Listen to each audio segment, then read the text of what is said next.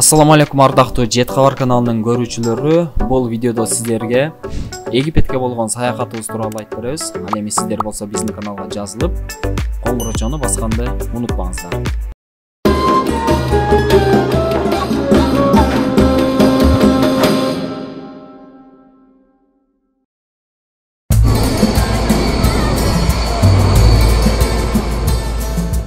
Биз жолдомону Шарм-эль-Шейх шаарына алдык. Шаар Кызыл деңиздин боюнда жайгашкан туристтердин шаары экен. Мен ата-энем болуп 3 кишиге тур сатып алганбыз. 2020-жылдын февраль айында бардык. Ошол мезгилде бир турду $650 3 турду $2000 алганбыз. Бирок ал убакта доллар 69 сом эле. Жолдомо 10 күнгө берилет. Турдун ичинде 4 жылдыздуу отель, 3 маал тамагы менен. Барып келүү билети, аэропорттон отельге, кайра отелден аэропортко транспортировка бар. Бишкектен чартердик каттам менен Египеттин Шарм-эль-Шейх шаарына кондук. Регистрациядан өткөндөн кийин миграциондук карточканы толтурдук. Аны толтурууну билбесеңиз, ошол жерде $3 толтуруп берет экен бирөөнү. Бирок аны өзүңүз эле толтурсаңыз болот, оңой эле экен. Болгону паспорттогу даныйларды жазыш керек экен. Бирок ал англисче болот экен. Аэропорттон сим карта сатып алдык $10 10 күндүк тарифи менен.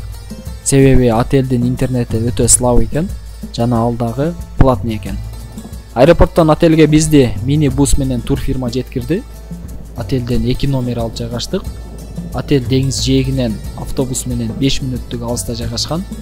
Отелдин автобусу суу жээгине күнүнө 5-6 жолу каттап турат экен.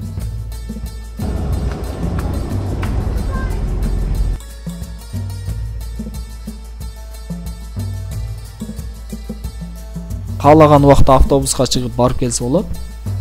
Биринчи күнү эле чай ичип алып, Кызыл деңиздин жээгине бардык. Суусу аябай тунук жана туздуу. Кызыл деңиздин автобус менен келдик. Деңиздин жээгине. Деңиздин жээгине пляж бар экен азыр. Пляжды көрүп, сууга түшүп, сууга биз автобус менен 10 мүнөттө алып келет экен.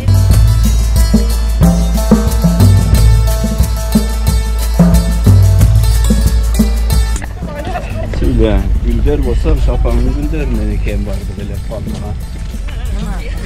Мына аябай сонун экен. Стильный окшоба. Сонун экен.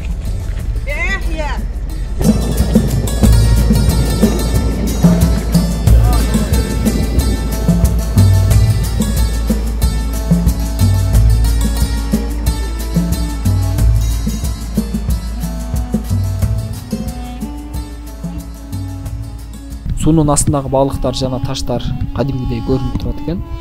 Пляжда дагы бар экен. Ал жерден бир гана ысык чайды бекер алууга болот. Ал эми кофе, коктейл, башка суусундуктар сатылат. Пляжда волейбол аянтчасы бар жана аниматорлор каалоочуларды бийлетип турат экен. Шаар негизинен таза жана көчөлөрү дагы бир тараптуу, ортосунда пальмалар бар экен. Жана бул жакта светофор көрбөдүм. Бул шаарды көрүп, мен атайын туристтик зона экен деген ойдо калдым. Анткени шаарда маршруттук каттам жок, бир гана таксилер менен минибус, автобустарды көрүүгө болот. Биякта таксилер баары бир түстө экен, жана көчөдө такси керек эмеспи дегендей билдирүү жасап, сигнал басып жүрүшөт экен. Бул жакка келерде тур саткан фирма бүт жол жобосун айтып берет. Ошолордун айтканын кылыш керек. Себеби бул жакта местный гиддер эч нерсе билбеген туристти биз сенин фирмаңдын гидибиз деп ар кандай кымбат турларды сунушташат. Бул шаарга келүү үчүн туристтик виза албайсыз, жөн гана жолдомо менен келесиз. Эгер Каирге пирамидага барам десеңиз, анда бул шаардан дагы турлар болот. Бирок Каирге баруу үчүн виза алуу шарт. Ал виза менен тур өзүнчө баа болот. Бул жака келгенден кийин 10 күндү каалагандай өткөрсө болот. Ал жерде местный тур фирмалар Египеттин башка тарыхый шаарларына, яхта менен деңиздин ортосундагы ак аралга, суунун астына кислород менен кирүү, сафари сыяктуу турларды сунуштап жүрүшөт ар күнү. А биз болсо бизге турду саткан Бишкектеги тур фирма менен иштеген гиддер бар экен Шарм-эль-Шейхте. Ошолордон арзан турларды алып барып аттык. Местный гиддерге караганда биз жөнөткөн тур фирма айткан гиддер кыйла арзан экен. Сиздер да келе турган болсоңуздар, тур фирма айткан нерселерди кылыңыздар. Шаарга келгенде аэропорттон, шаардан, көчөлөрдөн туристтен башка эч кимди көрбөйсүң. Өндүрүш, завод же бир ишкана дагы көрбөйсүң. Шаарда көбүнчө туристке толгон магазиндер, отелдер жана мечит, жасалма пальмаларды көрүүгө болот. Арабтардын бизге окшош жагы дагы бар. Бул пешеходко жол бербеген. Шарм-эль-Шейхте эски шаар деген жери бар экен.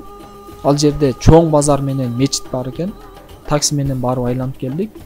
Дагы бизге окшош жери базарда кадимкидей Кыргызстандагыдай соодалашып алсаң болот экен. Ал жактагы арабтар бизди Казакстандан келдиңерби деп айтып, казактарга окшотуп жатышты. Анткени ал жака казактар көп барышат экен. Жана алар казак менен кыргызды анча айырмалай алышпайт экен. Кыргызстан? Кыргызстан.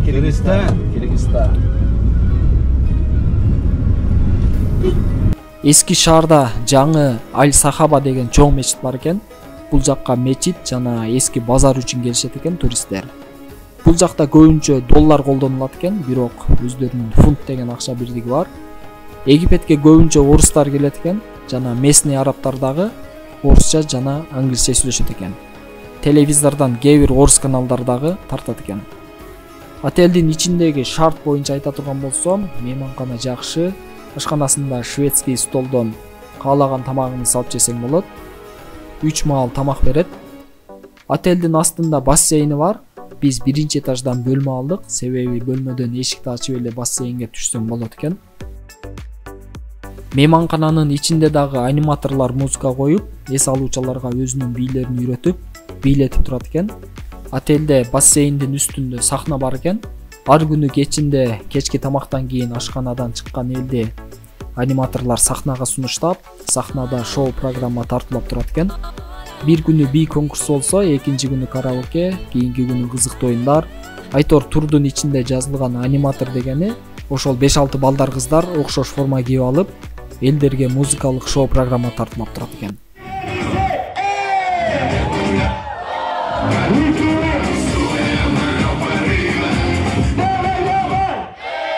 Белый островко тур сатып алып барып келдик бир орус кыздан. Канчадан экени эсимден чыгып атат, бирок үчөөбүздүкү $100 ашкан. Ал турда кеме менен деңиздин ортосундагы ак аралчага алып барат экен.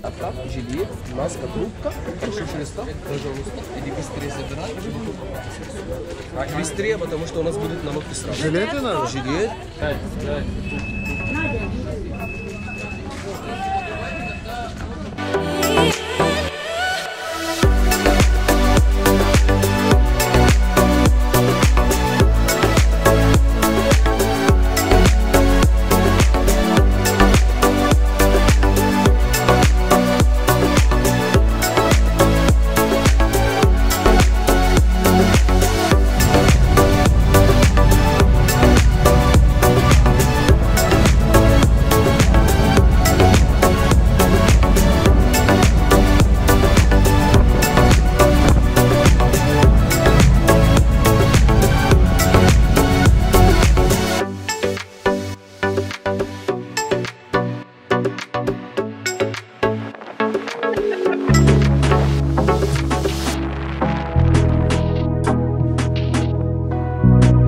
Кемеде 2 маал тамак берет экен.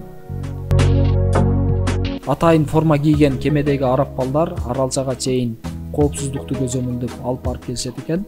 Суу астынан сүрөткө тартып, чыгарып берет экен.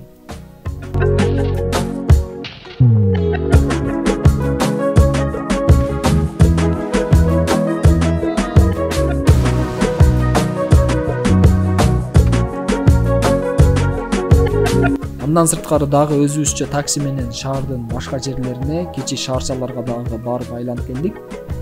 Биз пирамида көргөнү Каирге барбадык, бирок кийинки келгенибизде түз эле Каирге пирамидага барабыз деп ниет кылып кеттик. Египеттин көчөлөрүндө иттер менен мышыктар көп экен. Жана арабтар көчөдө төөлөрүн жетелеп жүрүшөт экен. Акчага бир аз убакытка миңдирет экен. Египеттин эли арабтар аябай жөнөкөй, сылык, жылмайыңкы жүз менен мамиле кылышат экен. Негизинен эли дагы, жери дагы жакшы, берекелүү жер экен. Сиздерди дагы саякатка барууну сунуштайбыз, анткени башка өлкөлөргө караганда арзан, жана Кызыл деңиз аябай кооз экен.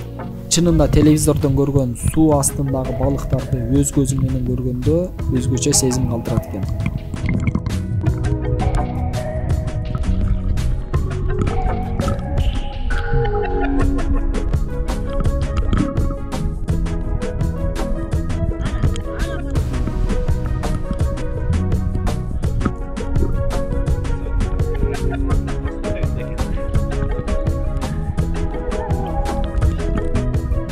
Жалпысынан сиздерге түшүнүктүү жана кызыктуу болду деп ойлойм. Сиздер да барып эс алып келиңиздер. Видео жакса лайк басып, комментарий жазып, биздин каналга катталганды унутпаңыз.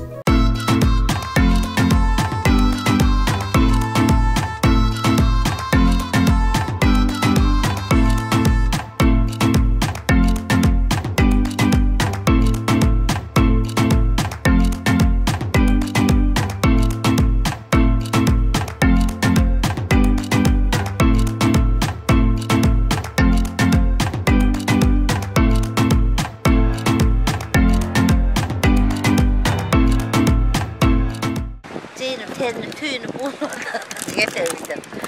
İşte gelmeyiz. Sular kırkı, çolku, denizin boyu. Erten жолго чыгабыз. Erten Kuda kalırsa çolku çıkağız. Sular uca biz getir gazaya başladı. Ana katak.